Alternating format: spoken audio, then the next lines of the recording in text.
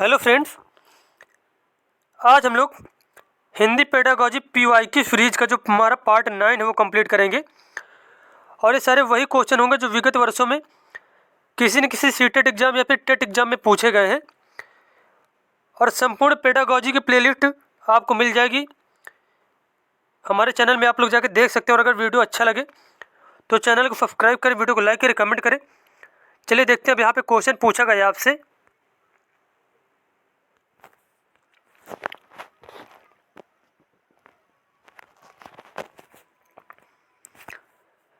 अब यहाँ पे क्वेश्चन आपसे पूछा गया है, एक बालिका भारत से अमेरिका गई तथा उसे सभी विषय वहाँ की भाषा में पढ़ाए गए। शिक्षण की इस प्रक्रिया को क्या कहते हैं? एक बालिका वो क्या है, भारत से अमेरिका जाती है और फिर अमेरिका जाने के बाद उसे जो सारे सब्जेक्ट हैं अमेरिका की जो लैंग्वेज वहाँ पे जो चल रही है स्कूल में, उसी के आधार पर पढ़ाया जा रहा है। अब पूछा गया शिक्षण की इस प्रक्रिया को क्या कहेंगे? तो इसका आंसर हो जाएगा, इस प्रक्रिया को कहते हैं निमज्जन। क्या कहते हैं इसको? निमज्जन कहते हैं। और ये संस्कृत भाषा का शब्द है। किस भाषा का शब्द है? संस्कृत भाषा का शब्द है ये। और निमज्जन से ये तात्पर्य है जब कोई बच्चा अपनी पूरी पढ़ाई जो अपनी शिक्षा मातृभाषा में ग्रहण कर लेता है, उसके बाद जब अन्य दूसरी लैंग्वेज में कोई शिक्षा, जब कोई बच्चा जब दूसरी लैंग्वेज में कोई शिक्षा ग्रहण करता है तब उसे क्या कहते हैं? उसको निमज्जन कहते हैं।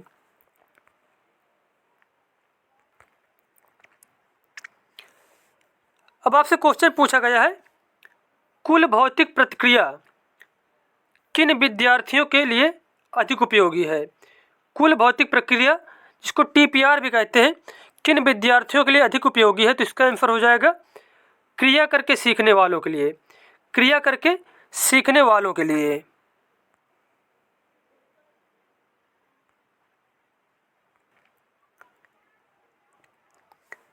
नेक्स्ट क्वेश्चन पूछा गया है, शिक्षार्थी भाषा अर्जित करते हैं। शिक्षार्थी भाषा अर्जित करते हैं प्राकृतिक अंतःक्रियात्मक वातावरण में भाषा का उपयोग करके। प्राकृतिक अंतःक्रियात्मक वातावरण में भाषा का उपयोग करके। तो यहाँ पे डी ऑप्शन जो बिल्कुल ही सही हो जाएगा।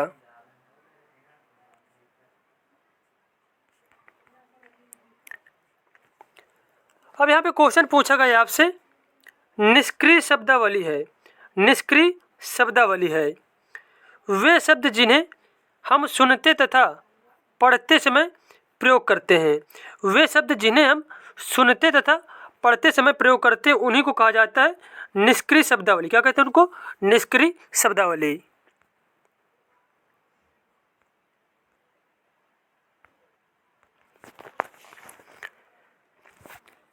उसके बाद यहाँ पे क्वेश्चन पूछा गया है, किसके अनुसार भाषार्जन यंत्र के साथ जन्म लेते हैं जो उन्हें भाषा सीखने में सहायता करता है। अब यहाँ पे पूछा है कौन से मनोवैज्ञानिक के अनुसार बच्चे जो होते हैं भाषार्जन यंत्र के साथ जन्म लेते हैं जो उन्हें भाषा सीखने में सहायता करता है। तो यह कहा था चॉम्स्की ने। किसने कहा था? चॉम्स्की ने कहा था।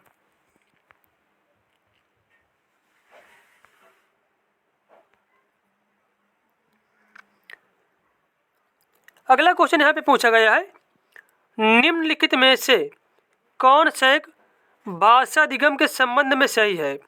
निम्नलिखित में से कौन सा एक भाषा अधिगम के संबंध में सही है? तो इसका आंसर हो जाएगा, भाषा अधिगम की गति मुद्रित एवं लिखित समृद्ध परिवेश में बढ़ जाती है। भाषा अधिगम की गति जो है मुद्रित एवं लिखित समृद्ध परिवेश में बढ़ जाती है।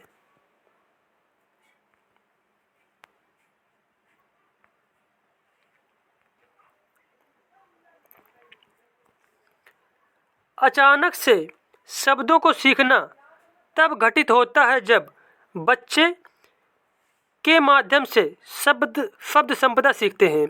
अब यहाँ पे पूछा गया है, अचानक से शब्दों को सीखना कब घटित होता है, मतलब बच्चे जब किसके माध्यम से सीखते हैं? तो इसका आंसर हो जाएगा, अचानक से शब्दों को सीखना तब घटित होता है जब बच्चे पुस्तक के सस्वर वाचन के माध्यम से शब्द संपदा सीखते हैं।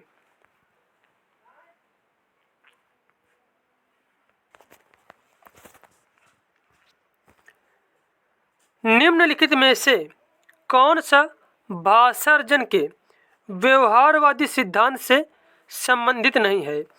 निम्नलिखित में से कौन सा भाषार्जन के व्यवहारवादी सिद्धांत से संबंधित नहीं है? सक्रिय अनुकूलन, खाली बर्तन, पर्याप्त तथा त्रुटि, सामाजिक अंतःक्रिया। तो यहाँ जो सामाजिक अंतःक्रिया है यह व्यवहारवादी सिद्धांत से संबंधित नहीं है।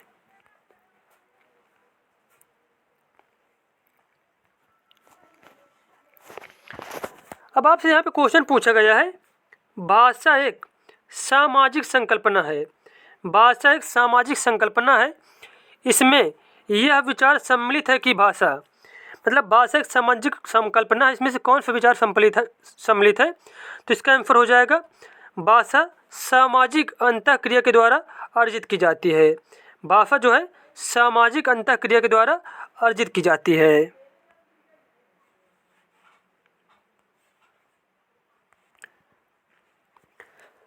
अब देखो यहाँ पे कुछ इंपॉर्टेंट कथन दिए गए हैं, जैसे कि वाइगोत्स्की के अनुसार बच्चे सामाजिक अंतःक्रिया से भाषा सीखते हैं। बच्चे सामाजिक अंतःक्रिया से भाषा सीखते हैं। जीन पियाजे के अनुसार भाषा परिवेश के साथ अंतःक्रिया से सीखी जाती है। भाषा परिवेश के साथ अंतःक्रिया से सीखी जा सकती है।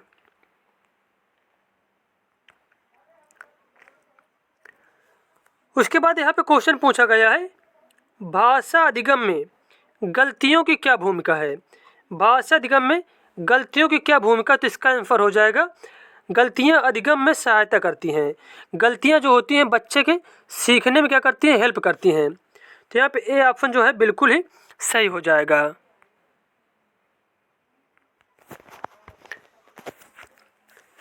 अब आपसे क्वेश्चन पूछा गया है, भाषा में सहजात से क्या तात्पर्य है?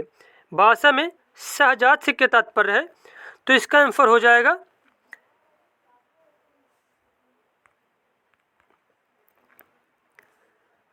भाषा बोलने की मनुष्यों की स्वाभाविक क्षमता। भाषा बोलने की जो मनुष्यों की स्वाभाविक क्षमता होती है उसे कहते हैं भाषा में सहजात। क्या कहते हैं इसको? भाषा में सहजात कहते हैं। अगला क्वेश्चन यहाँ पे पूछा गया है, मातृभाषा आधारित बहुभाषावाद का क्या प्रस्तावित करता है? मातृभाषा आधारित बहुभाषावाद का क्या प्रस्तावित करता है?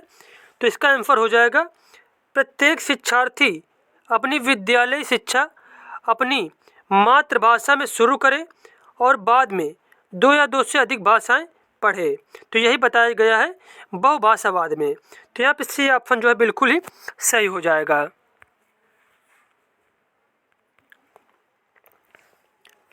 अब यहाँ पे क्वेश्चन दिया गया है, निम्नलिखित में से कौन सा शब्द संपदा सीखने के संदर्भ में सही नहीं है? अब यहाँ पे आ बताया गया है, ऑप्शन है शब्द संपदा भाषा बोलने व समझने के लिए पहले से ही होनी चाहिए। तो ये बिल्कुल ही सही दिया गया है यहाँ पे। उसके बाद ब नंबर दिया गया है, बच्चों को शब्द सिखाने से पहले शब्द के अर्थ से आकृति की ओर जाना महत्वपूर्ण है। तो ये भी बिल्कुल ही सही दिया गया यहाँ पे। उसके बाद स नंबर दिया है, प्राथमिक स्तर पर अधिकतर अधिगम शब्द संपदा का अधिगम होता है। ये भी बिल्कुल करेक्ट बात बताई गई यहाँ पे। उसके बाद डी नंबर दिया गया है, शब्द संपदा सीखने के लिए व्याकरण महत्वपूर्ण है। तो यहाँ जो डी ऑप्शन दिया गया है कि शब्द संपदा सीखने के लिए व्याकरण महत्वपूर्ण है, तो यही ऑप्शन जो है बिल्कुल ही गलत हो जाएगा और बाकी जो ऑप्शन है वो सारे क्या है? सही दिए गए हैं। तो यहाँ पे डी नंबर जो है ऑप्शन द नंबर जो है इसमें से सही नहीं है।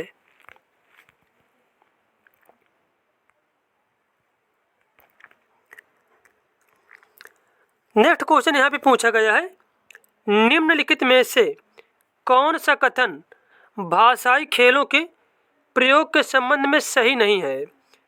इनका प्रयोग पहले पढ़ाई गई भाषा की पुनरावृत्ति के लिए किया जा सकता है।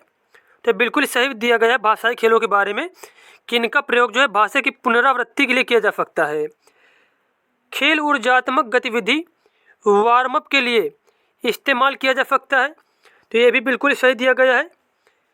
खेल विद्यार्थियों को अधिगम के उद्देश्य से भटकाते हैं। खेल और अधिगम उद्देश्यों के मध्य संबंधितता स्थापित करना चुनौतीपूर्ण है। अब यहाँ पे देखो पूछा गया कौन सा जो ऑप्शन गलत दिया गया है, तो इसका आंसर हो जाएगा खेल विद्यार्थियों को अधिगम के उद्देश्य से भटकाते हैं।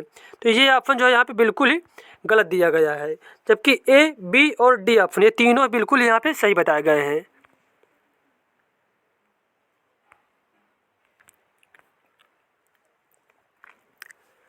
अगला क्वेश्चन यहाँ पे पूछा गया है स्टीफन क्रैसन के अनुसार यदि शिक्षार्थी आय अवस्था में है तब भाषार्जन उस स्थिति में होगा जब शिक्षार्थी को दिया जाए I+1 स्तर से संबंधित हो।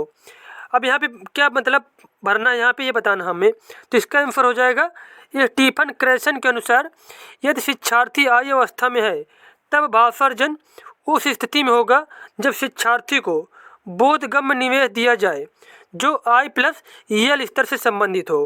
तो यहाँ पे सी ऑप्शन जो है बिल्कुल ही सही हो जाएगा।